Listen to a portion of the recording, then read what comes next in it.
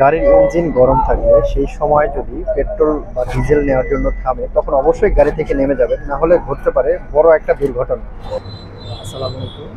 একটা গুরুত্বপূর্ণ জিনিস দেখাবো আপনাদের, আর সেটা হচ্ছে যে অনেকেই অনেক রিস্কের মধ্যে থাকে। তো তার মধ্যে অন্যতম হচ্ছে এই যে এই পেট্রোল নেওয়াটা।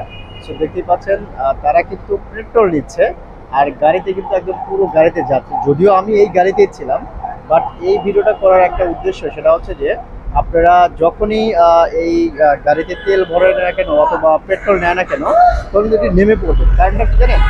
হঠাৎ করে দেখবেন যে বিভিন্ন জায়গায় দেখা গিয়েছে যে এভাবে কিন্তু অনেক গাড়ি ব্রাস্ট হয়েছে, ব্রাস্ট হয়ে একদম পুরো গাড়ির যত যাত্রী ছিল তারা সবাই মারা গিয়েছে।